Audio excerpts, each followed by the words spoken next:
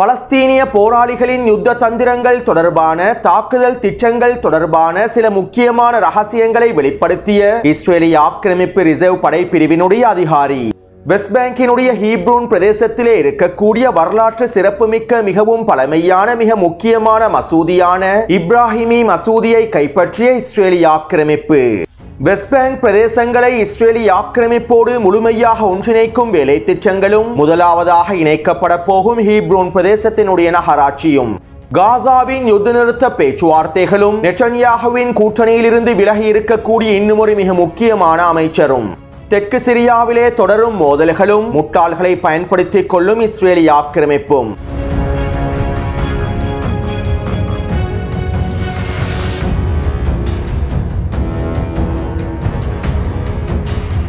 தெற்கு சிரியாவில் நடைபெற்று வரும் மோதல்களை கட்டுப்படுத்துவதற்கு ஜூலானியின் அரசாங்கத்திற்கு 48 மணி நேர காலக்கெடு விதிக்கப்பட்டிருந்தது. மேலும் இதற்கமைவாக ஜூலானி அரசாங்கத்தினுடைய பாதுகாப்பு படைகள் சுவைதா சுற்றுப்புற வட்டாரத்தில் களமிறக்கப்பட்டிருந்தார்கள். இருப்பினும் சுவைதாவினுடைய வடக்கு பிரதேசத்திலும் வடமேற்கு பிரதேசத்திலும் பெடோயின் அரபு பழங்குடி படைகளுக்கும் ரூஸ் படைகளுக்கும் இடையிலான மோதல்கள் தொடர்கின்றன.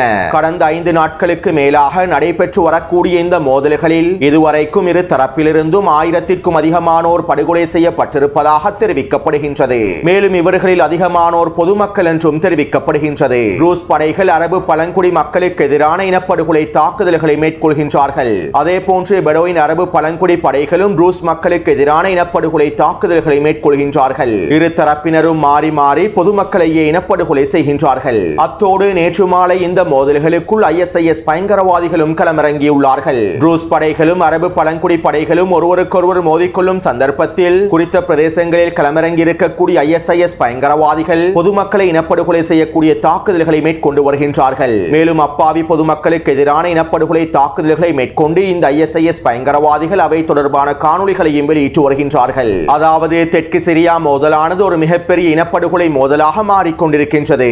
அமெரிக்காவினதும் இஸ்ரேலிய ஆக்கிரமிப்பினதும் துருக்கியினதும் ஜூலானியினதும் இந்த கூட்டு சதித்திட்டத்தினாலும் கூட்டு நாடகத்தினாலும் அதிகளவான அப்பாவி பொதுமக்களே இரு தரப்பிலும் இனப்படுகொலை செய்யப்பட்டு வருகின்றார்கள். டிவைட் அண்ட் ரூல் என்கின்ற திட்டத்திற்கமைவாக இஸ்ரேலிய ஆக்கிரமிப்பு மூலோபாய வெற்றிகளை அடைந்து கொள்வதற்கு எல்லாவிதமான முயற்சிகளையும் மேற்கொண்டு வருகின்றது. மேலும் அண்ணன் நெட்டன்யாகுவின் இந்த திட்டங்களுக்கு தம்பி ஜூலானியும் முழுமையான ஆதரவையும் வெளிப்படுத்தியுள்ளார்.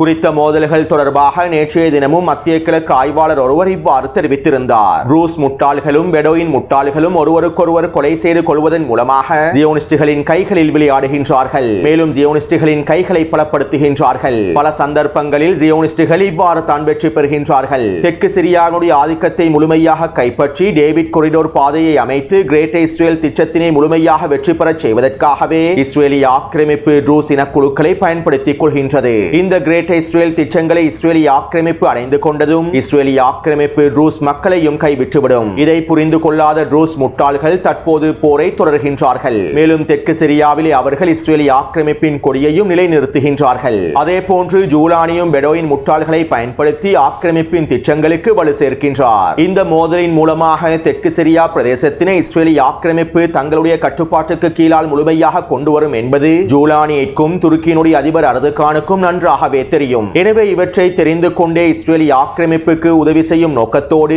ஜூலானி பெடோயின் முட்டாள்களையும் பயன்படுத்துகின்றார் என குறித்த மத்திய கிழக்கு ஆய்வாளர் கருத்துக்களை வெளியிட்டுள்ளார். அத்தோடு குறித்த கூட்டு நாடகம் தொடர்பாகவும் கூட்டு சதித்திட்டம் தொடர்பாகவும் நேற்றைய காணொலியில் நான் தெளிவாக குறிப்பிட்டுள்ளேன்.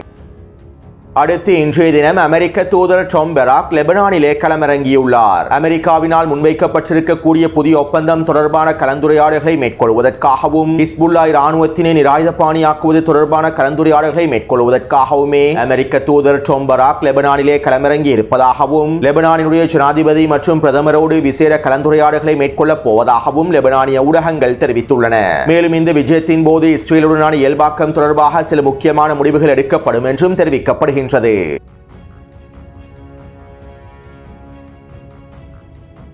டொனால்ட் ட்ரம்ப் ஜனாதிபதியாக பதவியேற்றதிலிருந்து வெஸ்ட் பேங்க் பிரதேசத்தினை முழுமையாக இஸ்ரேலி ஆக்கிரமிப்போடு ஒன்றிணைப்பதற்கான வேலை திட்டங்கள் தொடர்ச்சியாக மும்முரமாக நடைபெற்று வருகின்றன.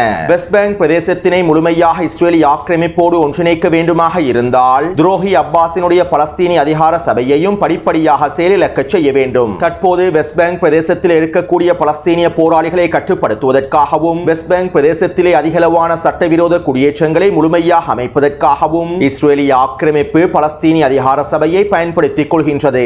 மேலும் ஒஸ்லோ உடன்படிக்கைக்கு அமைவாக சர்வதேசத்தினை ஏமாற்றுவதற்காகவும் பலஸ்தீனி அதிகார சபையை இஸ்ரேலிய ஆக்கிரமிப்பு பயன்படுத்திக் கொள்கின்றது. இதற்கு பிறகும் பலஸ்தீனி அதிகார சபையை தொடர்வதில் இஸ்ரேலிய ஆக்கிரமிப்புக்கு எந்தவிதமான நன்மையும் இல்லை. படிப்படியாக பலஸ்தீனி அதிகார சபையை முழுமையாக முடிவுக்கு கொண்டு வருவதே வெஸ்ட் பேங்க் பிரதேசத்தினை இஸ்ரேலிய ஆக்கிரமிப்போடு முழுமையாக ஒன்றிணைக்கும். இதற்கமைவாக நெட்டன்யாஹு வெஸ்ட் பேங்க் பிரதேசத்திலே பிரதேச நகராட்சிகளை உருவாக்குவதற்கான வேலை திட்டங்களை களமிறக்கியுள்ளார். வெஸ்ட் பேங்கினுடைய ஒவ்வொரு பிரதேசத்தையும் ஒரு தனித்தனியான நகராட்சியாக மாற்றுவதன் மூலமாக பலஸ்தீனி அதிகார சபையையும் முழுமையாக முடிவுக்கு கொண்டு வருவதற்கு திட்டமிட்டுள்ளார். இஸ்ரேலிய ஆக்கிரமிப்பு வலதுசாரி அமைச்சர்களான பென்குவிர் மற்றும் ஸ்மோட்ரிச்சினுடைய திட்டங்களுக்கு அமைவாகவே இந்த வேலை திட்டங்களை நெட்டன்யாஹு மேற்கொண்டு வருகின்றார் என்றும் தெரிவிக்கப்படுகின்றது. மேலும் வெஸ்ட் பேங்க் பிரதேசத்தினை முழுமையாக இஸ்ரேலிய ஆக்கிரமிப்போடு ஒன்றிணைக்கக்கூடிய நெட்டன்யாஹுவின் இந்த வேலை திட்டங்கள் தொடர்பாக பல மாதங்களுக்கு முன்பே நான் காணொளிகளில் தெளிவாக குறிப்பிட்டிருந்தேன்.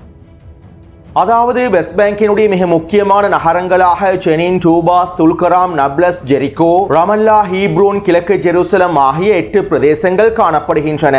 இந்த 8 பிரதேசங்களிலும் மிக முக்கியமான நகரமாக வர்த்தக தலைநகரமாக ரமல்லா பிரதேசமே காணப்படுகின்றது. ரமல்லா பிரதேசத்தில் தான் துரோகி அப்பாஸினுடைய பலஸ்தீனி அதிகார சபையின் தலைமையகங்களும் காணப்படுகின்றன. துரோகி அப்பாஸின் பலஸ்தீனி அதிகார சபையும் ஃபதா அமைப்பும் ரமல்லா பிரதேசத்திலேயே முழுமையாக இயங்குகின்றது. மேலும் வெஸ்ட் பேங்க் பிரதேசத்தில் இருக்கக்கூடிய மிக முக்கியமான தொழிலதிபர்களும் வியாபாரிகளும் ரமல்லா பிரதேசத்திலேயே அதிகமாக காணப்படுகின்றார்கள். அதாவது வெஸ்ட் பேங்க் பிரதேசத்தினுடைய பலஸ்தீனி அதிகார சபையினுடைய நிதி கட்டமைப்புகள் அனைத்தும் ரமல்லா பிரதேசத்தை மையமாக கொண்டே இயக்கப்படுகின்றன. இதனால் வெஸ்ட் பேங்கினுடைய தலைநகராக ரமல்லா பிரதேசத்தையே குறிப்பிடுவார்கள். அத்தோடு வெஸ்ட் பேங்கினுடைய ஜெனின், டூபாஸ், நப்லஸ், துல்கராம் ஆகிய வடக்கு பிரதேசங்கள் இஸ்ரேலிய ஆக்கிரமிப்பின் முழுமையான முற்றுகைக்குள் காணப்படுகின்றது.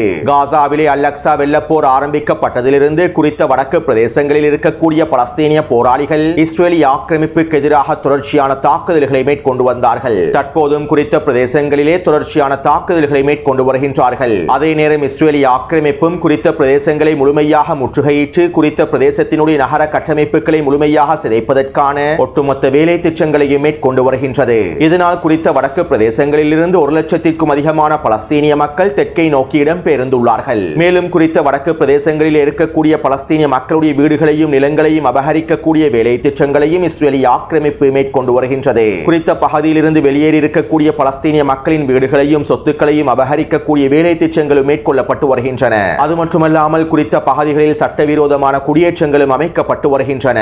எனவே இவ்வாறு வெஸ்ட் பேங்கினுடைய வடக்கு பிரதேசங்களை இஸ்ரேலிய ஆக்கிரமிப்பு முழுமையாக முற்றுகையிட்டிருக்கக்கூடிய வேளையில் தெற்கு பிரதேசங்களை தனித்தனி நகராட்சியாக பிரிப்பதற்கான வேலை திட்டங்களையும் மேற்கொண்டு வருகின்றது. இதற்கமைவாக இஸ்ரேலிய ஆக்கிரமிப்பு வெஸ்ட் பேங்கினுடைய தெற்கு பிரதேசமான ஹீப்ரோன் பிரதேசத்தையே முதலாவது தெரிவு செய்துள்ளது. கடந்த 6 மாதங்களுக்கு முன்பே ஹீப்ரோன் பிரதேசத்தில் இந்த வேலை திட்டங்களை நடைமுறைப்படுத்துவதற்கான எல்லாவிதமான கலந்துரையாடல்களும் ஆரம்பிக்கப்பட்டிருந்தன. ஹீப்ரோன் பிரதேசத்தினை துரோகி அப்பாஸின் பலஸ்தீனி அதிகார சபையிலிருந்தும் பிரித்து ஒரு தனியான நகராட்சியாக மாற்றி இஸ்ரேலிய ஆக்கிரமிப்புக்கு கீழால் கொண்டு வருவதற்கான வேலை திட்டங்களையே 6 மாதங்களுக்கு முன்பு நெட்டன்யாஹுவும் பென்குவிரும் ஸ்மோட்ரிச்சும் ஆரம்பித்திருந்தார்கள். இதற்கமைவாக ஹீப்ரோன் பிரதேசத்திலே இருக்கக்கூடிய அல் ஜப்பாரி பழங்குடி குடும்பத்துடன் பேச்சுவார்த்தைகளை மேற்கொண்டார்கள். ஹீப்ரோன் பிரதேசத்திலே ஜப்பாரி குடும்பத்தை சேர்ந்த பழங்குடி குடும்பத்தை சேர்ந்த மக்களே அதிகமாக காணப்படுகின்றார்கள். ஹீப்ரோன் பிரதேசத்தினுடைய வர்த்தக நடவடிக்கைகளும் அரசியல் செயற்பாடுகளும் ஜப்பாரி குடும்பத்திற்கு கீழாலேயே காணப்படுகின்றது. மேலும் ஹீப்ரோன் பிரதேசத்திலே இருக்கக்கூடிய அதிகளவான மசூதிகளுடைய நிர்வாகமும் ஜப்பாரி குடும்பத்திற்கு கீழாலேயே காணப்படுகின்றது. அது மட்டுமல்லாமல் ஹீப்ரோன் பிரதேசத்திலே இருக்கக்கூடிய மத தலைவர்கள் ஜப்பாரி குடும்பத்தினுடைய தலைவரான ஷேக் வாதே அல் ஜப்பாரினுடைய தலைமையிலேயே செயற்படுகின்றார்கள். எனவே இதனாலேயே இஸ்ரேலிய ஆக்கிரமிப்பு ஜப்பாரி குடும்பத்தினுடைய தலைமைகளை பயன்படுத்தி இந்த பேச்சுவார்த்தைகளையும் கலந்துரையாடல்களையும் மேற்கொண்டிருந்தது. கடந்த 6 மாதமாக தொடர்ச்சியாக நடைபெற்று வந்த இந்த கலந்துரையாடல்களுடைய விளைவினால் கடந்த ஜூலை மாதம் 6ஆம் தேதி ஜப்பாரி பழங்குடி குடும்பத்தினர் அறிக்கை ஒன்றை வெளியிட்டார்கள். நாங்கள் பலஸ்தீனி அதிகார சபையிலிருந்து முழுமையாக விலகிக் கொள்கின்றோம். பலஸ்தீனி அதிகார சபையோடு உறவுகளை வலுப்படுத்துவதற்கும் பலஸ்தீனி அதிகார சபையுடனான உறவுகளை தொடர்வதற்கும் எங்களுக்கு எந்தவிதமான விருப்பமும் இல்லை. நாங்கள் இஸ்ரேலிய அரசை ஒரு யூத அரசாக ஏற்றுக்கொள்கின்றோம். மேலும் இஸ்ரேலிய அரசுக்கு கீழால் ஒரு தனியான நகராட்சி அரசாக செயற்படுவதற்கான விருப்பத்தையும் தெரிவிக்கின்றோம். எங்களுடைய ஜப்பாரி பழங்குடி குடும்பம் முழுமையாக ஆப்ரஹாம் ஒப்பந்தத்திலே இணைந்து கொள்ளும். இதற்கமைவாக எங்களுடைய ஜப்பாரி குடும்பத்தை சேர்ந்த இளைஞர்கள் இஸ்ரேலுக்குள்ளே அனுமதிக்கப்படுவார்கள். மேலும் எங்களுடைய 50,000 இளைஞர்களுக்கு இஸ்ரேலுக்குள்ளே நுழைவதற்கான அனுமதியும் அவர்களுக்கான வேலை வாய்ப்புகளும் இஸ்ரேலிய அரசாங்கத்தினால் மேற்கொள்ளப்படும். எனவே நாங்கள் ஹீப்ரூனை ஒரு தனியான நகராட்சியாக அறிமுகம் செய்து இஸ்ரேலிய அரசாங்கத்தோடு முழுமையாக இணைந்து கொள்வதற்கான அனுமதியையும் விருப்பத்தையும் தெரிவித்துக் கொள்கின்றோம் என ஜப்பாரி பழங்குடி குடும்பத்தினுடைய தலைமைகள் அறிக்கையை வெளியிட்டிருந்தார்கள். இந்த அறிக்கையை வெளியிட்டு 3 நாட்களுக்கு பிறகு ஜப்பாரி குடும்பத்தினுடைய தலைவர் ஷேக் வாதி ஜப்பாரியும் இஸ்ரேலிய அரசாங்கத்திற்கான முழுமையான ஆதரவை வெளிப்படுத்தி இருந்தார். தனியான ஹீப்ரூ நகராட்சியை அமைப்பதற்கும் ஆப்ரஹாம் உடன்படிக்கையில் இணைந்து கொள்வதற்கும் முழுமையான விருப்பத்தையும் வெளிப்படுத்தி இருந்தார். அதாவது வெஸ்ட் பேங்கினுடைய மிக முக்கியமான பிரதேசங்களில் ஒன்றான ஹீப்ரூன் பிரதேசத்தினை தனியான நகராட்சி என்கின்ற பெயரில் இஸ்ரேலிய ஆக்கிரமிப்போடு ஒன்றிணைப்பதற்கான அனுமதியையே ஹீப்ரூன் பிரதேசத்தினுடைய தலைமை குடும்பமான ஜப்பாரி குடும்பம் இஸ்ரேலிய ஆக்கிரமிப்புக்கு வழங்கியுள்ளது. அத்தோடு இதே போன்ற வெஸ்ட் பேங்கினுடைய ஏனைய பிரதேசங்களையும் இஸ்ரேலிய ஆக்கிரமிப்போடு முழுமையாக இணைத்துக் கொள்வதற்கான இஸ்ரேலிய ஆக்கிரமிப்புக்கு கீழால் ஒரு தனியான நகராட்சியை உருவாக்குவதற்கான வேலை திட்டங்களை இஸ்ரேலிய ஆக்கிரமிப்பு மும்முரமாக மேற்கொண்டு வருகின்றது. ஹீப்ரூனுக்கு அடுத்தபடியாக ஜெரிகோ கிழக்கு ஜெருசலம் பிரதேசத்தையும் இஸ்ரேலிய ஆக்கிரமிப்போடு இணைப்பதற்கான வேலை திட்டங்களை ஆரம்பித்திருப்பதாகவும் பேச்சுவார்த்தைகளை ஆரம்பித்திருப்பதாகவும் தெரிவிக்கப்படுகின்றது. அத்தோடு இஸ்ரேலிய ஆக்கிரமிப்புடைய இந்த வேலை திட்டங்கள் துரோகி அப்பாஸுக்கும் நன்றாகவே தெரியும். இருப்பினும் துரோகி அப்பாஸ் தான் உயிரோடு இருக்கும் வரை பலஸ்தீனிய அதிகார சபைக்கு ஜனாதிபதியாக இருக்க வேண்டும் என்பதனையே விரும்புகின்றார். தன்னுடைய மரணத்திற்கு பின்பு பலஸ்தீனிய அதிகார சபை இஸ்ரேலிய ஆக்கிரமிப்போடு ஒன்றிணைக்கப்படும் என்பதும் அவருக்கு நன்றாகவே தெரியும். இதற்கமைவாகவே தற்போது துரோகி அப்பாஸ் வாய்மூடி மௌனமாக இஸ்ரேலிய ஆக்கிரமிப்புக்கு உதவிகளை மேற்கொண்டு வருகின்றார். அடுத்து ஹீப்ரோன் பிரதேசத்தை கட்டுப்படுத்தக்கூடிய ஜப்பாரி பழங்குடி குடும்பம் இஸ்ரேலிய ஆக்கிரமிப்புக்கு கீழால் தனியான நகராட்சியை உருவாக்குவதற்கான சம்மதத்தினை தெரிவித்திருப்பதனால் ஹீப்ரோன் பிரதேசத்திலே இஸ்ரேலிய ஆக்கிரமிப்பு அடுத்த கட்ட வேலை திட்டங்களையும் ஆரம்பித்துள்ளது. இதற்கமைவாக நேற்றைக்கு முன்தினம் இஸ்ரேலிய ஆக்கிரமிப்பு ஹீப்ரோன் பிரதேசத்திலே இருக்கக்கூடிய மிக முக்கியமான மசூதியான மிகவும் பழமை வாய்ந்த வரலாற்று சிறப்புமிக்க மசூதியான இப்ராஹிமி மசூதியை முழுமையாக கைப்பற்றிக் கொண்டுள்ளது. அதாவது ஹீப்ரோன் பிரதேசத்தில் இருக்கக்கூடிய இப்ராஹிம் மசூதி பலஸ்தீனிய அதிகார சபையின் அவுகாஃப் சபைக்கு கீழாலேயே நிர்வகிக்கப்பட்டிருந்தது. தற்போது இஸ்ரேலிய ஆக்கிரமிப்பு குறித்த இப்ராஹிமி மசூதியினுடைய நிர்வாகத்தினை கிரியத் அர்பா என்கின்ற குடியேற்றத்தின் யூத மத சபைக்கு மாற்றியுள்ளது. அதாவது இப்ராஹிம் மசூதியினுடைய ஒட்டுமொத்த நிர்வாகத்தையும் யூத மத சபைக்கு கீழால் கொண்டு வந்துள்ளது. இதற்கு பிறகு இப்ராஹிமி மசூதியினுடைய நிர்வாகத்தில் எந்தவிதமான பலஸ்தீனியர்களும் சம்பந்தப்பட மாட்டார்கள் என்பதனையும் ஒட்டுமொத்த மசூதியும் யூத மத சபைக்கு கீழாலேயே நிர்வகிக்கப்படும் என்றும் தெரிவிக்கப்பட்டுள்ளது. ஹீப்ரூன் பிரதேசத்தில் இருக்கக்கூடிய இப்ராஹிமி மசூதியானது மிகவும் முக்கியமான பழமை வாய்ந்த வரலாற்று சிறப்புமிக்க மசூதியாகும். ஒரு மிகப்பெரிய குகையொன்றிற்கு மேலாலேயே இந்த இப்ராஹிமி மசூதி அமைக்கப்பட்டுள்ளது. மேலும் இந்த குகைக்குள்ளே மிக முக்கியமான கல்லறைகளும் காணப்படுகின்றன. அதாவது 3800 ஆண்டுகளுக்கு முன்பு நபி இப்ராஹிம் அலைஹிஸ்ஸலாம் அவர்களும் அவருடைய மகனான இஷாக் அலைஹிஸ்ஸலாம் அவர்களும் நபி யாக்கூப் அலைஹிஸ்ஸலாம் அவர்களும் நபி யூசுப் அலைஹிஸ்ஸலாம் அவர்களும் குறித்த கல்லறைகளிலேயே அடக்கம் செய்யப்பட்டுள்ளார்கள். மேலும் நபி இப்ராஹிம் அலைஹிஸ்ஸலாம் அவர்களுடைய மனைவியான சாரா அவர்களும் இந்த குகைக்குள்ளேயே அடக்கம் செய்யப்பட்டிருப்பதாகவும் தெரிவிக்கப்படுகின்றது. 4 நபிமார்களுடைய கல்லறைகளை அடக்க ஸ்தலங்களை கொண்டிருக்கக்கூடிய மிக முக்கியமான மசூதியாகவே இந்த இப்ராஹிமி மசூதி காணப்படுகின்றது. இதனால் குறித்த மசூதிக்கு கீழால் இருக்கக்கூடிய குகையை தேசபக்தர்களுடைய குகை என்றும் அழைப்பார்கள். எனவே இவ்வாறு வரலாற்று சிறப்புமிக்க மிக முக்கியமான மசூதியான இப்ராஹிமி மசூதியையே தற்போது இஸ்ரேலிய ஆக்கிரமிப்பு கைப்பற்றி அதனுடைய நிர்வாகத்தை யூத மத சபைகளுக்கு வழங்கியுள்ளது. அத்தோடு இஸ்ரேலிய ஆக்கிரமிப்பின் இந்த செயற்பாடை கண்டிக்கும் நோக்கத்தோடு அடிமை அரபுகள் வளமை போன்று கண்டன அறிக்கைகளை வெளியிட்டிருந்தார்கள். இப்ராஹிமி மசூதி நிர்வாகத்தை இஸ்ரேலிய ஆக்கிரமிப்பு யூத மத சபைகளுக்கு கீழால் கொண்டு வந்திருப்பது ஒரு மிகப்பெரிய குற்றச்செயல் என அடிமை அரபுகள் வெற்று கண்டன அறிக்கைகளையும் வெளியிட்டிருந்தார்கள். அல்-அக்ஸா மசூதி முழுமையாக தரைமட்டமாக்கப்பட்டாலும் இந்த அடிமை அரபுகள் இவ்வாறான வெற்று கண்டன அறிக்கைகளை மாத்திரமே வெளியிடுவார்கள் என்பதனையும் எங்களுக்கு இந்த சம்பவத்திலிருந்து தெளிவாக புரிந்து கொள்ள முடியும். எனவே தற்போது வெஸ்ட் பேங்க் பிரதேசத்தினை முழுமையாக இஸ்ரேலிய ஆக்கிரமிப்பு போடு இணைக்கும் திட்டத்தில் ஹீப்ரோன் பிரதேசத்தினை முழுமையாக இணைத்துக் கொள்வதற்கான வேலை திட்டங்கள் வெற்றி அடைந்துள்ளன. இதற்கான அனுமதியை ஜப்பாரி குடும்பமும் முழுமையாக வழங்கியுள்ளது. மேலும் இதன் ஆரம்பமாக ஹீப்ரோன் பிரதேசத்தில் இருக்கக்கூடிய மிக முக்கியமான மசூதியையும் இஸ்ரேலிய ஆக்கிரமிப்பு முழுமையாக கைப்பற்றிக் கொண்டு விட்டது.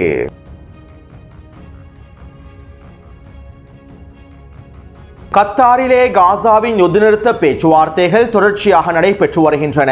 ரஃபா பிரதேசத்திலிருந்தும் மொராகச்சு பிரதேசத்திலிருந்தும் இஸ்ரேலி ஆக்கிரமிப்பு ராணுவம் படிப்படியாக வெளியேறுவது தொடர்பான புதிய முன்மொழிவையும் கத்தாரிய தரப்பினர் முன்வைத்திருந்தார்கள். மேலும் குறித்த முன்மொழிவுக்கான கலந்துரையாடல்களில் இஸ்ரேலி ஆக்கிரமிப்பு கலந்து கொண்டாலும் ரஃபாவிலிருந்து முழுமையாக வெளியேறுவதற்கான சம்மதத்தினை இஸ்ரேலி ஆக்கிரமிப்பு முழுமையாக தெரிவிக்கவில்லை என பல தகவல்கள் கசிவடைந்துள்ளன. அதே நேரம் எப்படியாவது 60 நாட்களுக்கான ஒரு தற்காலிக யுத்த நிறுத்தத்தினை ஏற்படுத்தி விட வேண்டும் என இஸ்ரேலி ஆக்கிரமிப்பின் நிபந்தனைகளுக்கு அமைவாகவே இந்த தற்காலிக யுத்த நிறுத்தம் ஏற்படுத்தப்பட வேண்டும் என்பதில் நெட்டன்யாஹு உறுதியாக இருப்பதாகவும் இஸ்ரேலி ஆக்கிரமிப்பு ஊடகங்கள் தெரிவித்துள்ளன. அத்தோடு நேற்றிரவு நெட்டன்யாஹுவின் லிக்குட் கூட்டமைப்பில் இருந்து மிக முக்கியமான அமைச்சர்களில் ஒருவரான MK அவி தன்னுடைய பதவியை ராஜினாமா செய்துள்ளார். ஹரீரி யூதர்களுடைய கட்சிகளுக்கு முழுமையான ஆதரவை வழங்கும் நோக்கத்தோடு இவர் தன்னுடைய பதவியினை ராஜினாமா செய்திருப்பதாகவும் தெரிவிக்கப்படுகின்றது. இதனால் நெட்டன்யாஹுவின் கூட்டமைப்பு இஸ்ரேலி ஆக்கிரமிப்பு பாராளுமன்றத்தில் பெரும்பான்மையையும் இழந்துள்ளது. அதே நேரம் இன்னும் ஒரு வாரத்திற்குள்ளே இஸ்ரேலி ஆக்கிரமிப்பின் ஷாட்ஸ் கட்சியினர் எதிர்க்கட்சியில் இணைந்து கொள்ளப் போவதாகவும் மிரட்டல்களை வெளியிட்டு வருகின்றார்கள். இவ்வாறு ஷாட்ஸ் கட்சியினரும் எதிர்க்கட்சி ஆசனத்தில் முழுமையாக அமர்ந்து கொண்டால் நெட்டன்யாஹுவின் லிக்குட் கூட்டணியானது 48 ஆசனங்களுக்கு குறைந்துவிடும். இதைத் தொடர்ந்து நெட்டன்யாஹு பதவியை ராஜினாமா செய்ய வேண்டிய நிலைமை ஏற்பட்டுவிடும். எனவே இவற்றை தடுத்து நிறுத்துவதற்காக நெட்டன்யாஹு எல்லாவிதமான முயற்சிகளையும் மேற்கொண்டு வருகின்றார். காசாவிலே 60 நாள் தற்காலிக யுத்த நிறுத்தம் ஏற்படுத்தப்பட்டாலும் ஷாட்ஸ் கட்சியினர் இஸ்ரேலி ஆக்கிரமிப்பின் எதிர்க்கட்சியில் இணைந்து கொள்வது தடுத்து நிறுத்தப்படும் என்றும் நெட்டன்யாஹுவின் கூட்டமைப்பு தலைமைகள் தெரிவித்திருப்பதாகவும் இஸ்ரேலி ஆக்கிரமிப்பு ஊடகங்கள் தெரிவித்துள்ளன. இதற்கமைவாகவே காசாவில் 60 நாள் தற்காலிக யுத்த நிறுத்தத்தினை ஏற்படுத்துவதற்கு முயற்சி செய்து வருவதாகவும் தெரிவிக்கப்படுகின்றது. அதே நேரம் குறித்த திட்டங்கள் தோல்வியடையும் சந்தர்ப்பத்தில் நெட்டன்யாஹு ஈரானுக்கு எதிராகவோ அல்லது ஹிஸ்புல்லா இராணுவத்திற்கு எதிராகவோ அடுத்த கட்ட உச்ச தாக்குதல்களை ஆரம்பிப்பார் என்றும் தெரிவிக்கப்படுகின்றது. அடுத்து காசாவிலே ஹமாஸினுடைய தாக்குதல் திட்டங்கள் தொடர்பாகவும் யுத்த தந்திரங்கள் தொடர்பாகவும் பலஸ்தீனிய போராளிகளுடைய செயற்பாடுகள் தொடர்பாகவும் இஸ்ரேலி ஆக்கிரமிப்பு ரிசர்வ் படைப்பிரிவினுடைய அதிகாரி ஒரேன் சொலோமன் இவ்வாறு தெரிவித்துள்ளார். காசாவின் யுத்தகலம் தொடர்பாகவும் ஹமாஸ் தொடர்பாகவும் இஸ்ரேலி இராணுவ அதிகாரிகள் தெரிவித்திருக்கக்கூடிய கருத்துக்கள் அரசியல் சாயம் பூசப்பட்ட மாயைகளாகும். உண்மையில் எங்களுடைய இஸ்ரேலி இராணுவத்தினால் காசாவில் ஹமாஸை சிதைக்க முடியவில்லை. நாங்கள் ஹமாஸை சிதைத்திருந்தால் ஹமாஸினுடைய ஒட்டுமொத்த வலையமைப்புகளையும் முழுமையாக அளித்திருந்தால் இந்நேரத்திற்கு பணைய கைதிகளை முழுமையாக மீட்டெடுத்திருக்க முடியும். காசாவின் யுத்த களத்திலே ஹமாஸினுடைய போர் தந்திரங்கள் எங்களுடைய இஸ்ரேலிய இராணுவத்தின் பலவீனத்தை அடிப்படையாகவே கொண்டுள்ளது. எங்களுடைய இராணுவத்தின் பலவீனங்களை அறிந்து கொண்டே அவர்கள் தாக்குதல் திட்டங்களையும் யுத்த தந்திரங்களையும் வகுத்துள்ளார்கள். காசாவின் யுத்த களத்திலே பலஸ்தீனிய போராளிகள் மிகவும் சிறிய குழுக்களாகவே செயற்படுகின்றார்கள். ஒவ்வொரு தெருவுக்கும் 3 தொடக்கம் 5 போராளிகள் நிலைநிறுத்தப்பட்டுள்ளார்கள். ஒரு தெருவில் உள்ள போராளிகளுக்கும் அடுத்த தெருவில் உள்ள போராளிகளுக்கும் எந்த விதமான தொடர்புகளையும் அவர்கள் பேணுவதில்லை. ஒவ்வொரு தெருவிலும் 3 தொடக்கம் 5 போராளிகள் சிறு குழுக்களாகவே செயற்படுகின்றார்கள். ஒரு தெருவிலே தாக்குதல்களை மேற்கொள்ளக்கூடிய போராளிகள் அந்த தாக்குதல்களை மேற்கொண்டதற்கு பிறகு குறித்த தாக்குதல் தொடர்பான தகவல்களையும் குறித்த தாக்குதல் தொடர்பான காணொளிகளையும் ஹமாஸினுடைய ஊடக பிரிவுக்கு வழங்குகின்றார்கள். மேலும் ஒரு தெருவிலே இருக்கக்கூடிய போராளிகள் மேற்கொள்ளக்கூடிய தாக்குதல் திட்டங்களை அடுத்த தெருவில் இருக்கக்கூடிய போராளிகளுடன் பகிர்ந்து கொள்வதும் இல்லை. நாங்கள் ஒரு தெருவிலே இருக்கக்கூடிய 3 போராளிகளை படுகொலை செய்தால் குறிப்பிட்ட நேரத்திற்குள் குறிப்பிட்ட நாட்களுக்குள் அந்த தெருவுக்கு இன்னும் புதிய 3 போராளிகள் நியமிக்கப்படுகின்றார்கள். நாங்கள் ஒரு தெருவில் இருக்கக்கூடிய 3 போராளிகள் தொடர்பான தகவல்களை பெற்றுக்கொண்டு அவர்களுடைய தாக்குதல் திட்டங்களை பெற்றுக்கொண்டு அதே திட்டங்களையும் நகர்வுகளையும் பயன்படுத்தி அடுத்த தெருவில் இருக்கக்கூடிய போராளிகளை அழிக்க முடியாது. ஒவ்வொரு தெருவிலும் இருக்கக்கூடிய போராளிகள் வெவ்வேறு விதமான தாக்குதல் திட்டங்களை பயன்படுத்துகின்றார்கள். அது மட்டுமல்லாமல் ஒவ்வொரு தெருவுக்கும் தனியான சுரங்கப்பாதை கட்டமைப்புகள் காணப்படுகின்றன.